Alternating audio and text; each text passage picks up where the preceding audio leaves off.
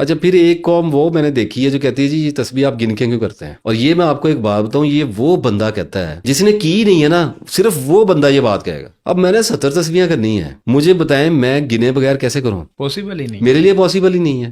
مجھے انگلیوں پہ کر لیں, وہ تو کرتے ہی کرتے ہیں. جس نے زیادہ کرنی ہے, جس نے اللہ کو جس کو اللہ سے زیادہ کوئی معاملہ ہو رہا ہے, کام بڑھ گیا ہے, کوئی زیادہ چکر چل گیا ہے اللہ کے ساتھ, وہ کیا کرے؟ اب ایک بندہ چاہتا ہے میں اللہ تعالیٰ کے اس ماہ مبارک سارے پڑھوں, کیسے پڑھے گا؟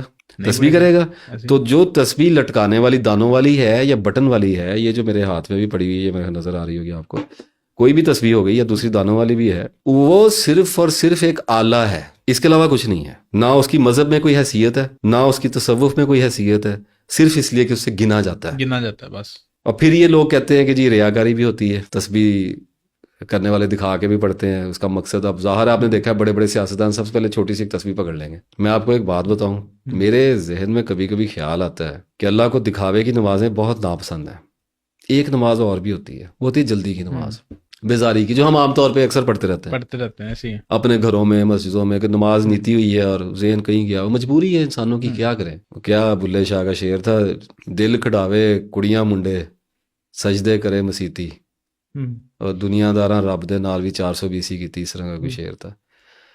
اللہ تعالیٰ قبول کرنے والا ہے, اللہ کو پتہ ہے کہ ان کے ذہن الجھے ہوئے ہیں, دلوں کو زنگ لگے ہوئے ہیں. یہ نماز گوارا ہو سکتی ہے, لیکن ایک آدمی یہ تسبیح پکڑ کے کیمرے میں دکھائے اور اس کا دل اندر سے جھوٹا ہو. جھوٹے سے مراد اس کے اندر طمع ہو پیسے کی, شہرت کی, طاقت کی. اگر وہ یہ کام کرے تو وہ کتنا بڑا رسک لے رہا ہے. اس کو کہتے ہیں ریاکاری. اگر کوئی کرتا ہے تو پھر وہ اس کا اور اللہ کا معاملہ ہے. اس سے باقی تسبیح کرنے والے غلط کیسے ہو گئے بھائی؟ اب جس نے کرنی ہوگا گھر میں عورتوں کی طرح چھپ کے کرے گا, نکال لے گا نا تسبیح باہر. ایسے ہی وہ میرے استاد پروفیسر صاحب نے کہا تھا, سب سے پہلے میں نے اپنے آپ کو خلق خدا کی ملامت کے لیے ذہنی طور پر تیار کیا, پھر تسبیح جیب سے نکالی. تو لوگوں نے تو کہنا ہی ہے. اور دوسرا تھوڑا سا اعتدال بھی کیا جا سکتا ہے. ضروری کیا ہے کہ لٹکانے والی کر کے پھریں, بٹن والی چلتی ہے آج کل, سارے لوگ لے کے پھر رہے ہیں.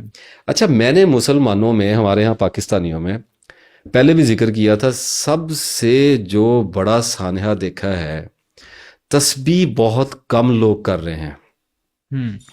نماز بہت پڑھنے لگ گئے لوگ, ینگ جنریشن بھی پڑھتی ہے, بہت چینج آ گیا. جہاں پہ برائی اتنی پھیل گئی تو اللہ تعالیٰ کی طرف بھی لوگ بہت زیادہ مائل ہوئے, لیکن تسبیح بہت کم ہے. اسپیشلی ینگ جنریشن کرتی نہیں ہے, کم کرتی ہے, بہت کم کرتی ہے.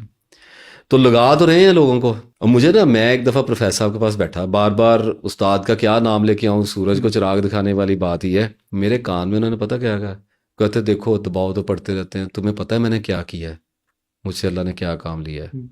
میں نے کہا جی کیا لیا ہے؟ کہنے لگے میں نے 20-25 لاکھ بندے کو پاکستان میں تسبیح پہ لگا دیا.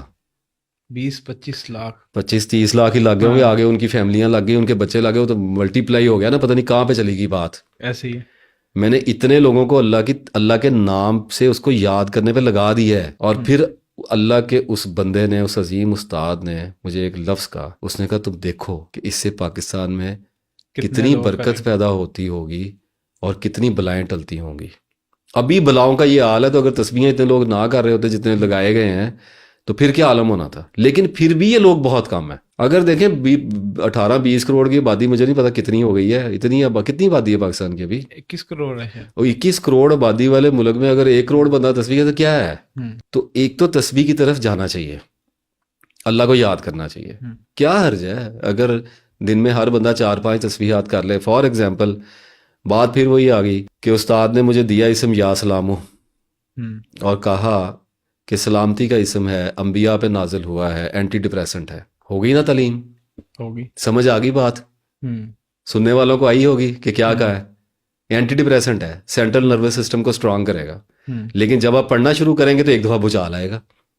وہ اللہ کی مرضی ہے کتنا اندر سے گاند نکلنا ہے. اس گاند سے لوگ ڈر جاتے ہیں. جو تسبیح شروع کی تھی تو پتہ نہیں خبریں کی ہو گیا, اب کی ہو یار, جسٹ اسٹیبل رہو, ہو جائے گا, اٹ ول پاس. حضرت عیسیٰ علیہ السلام نے فرمایا تھا دائی شل پاس ٹو, یہ بھی گزر جائے گا, حوصلہ تو کرو.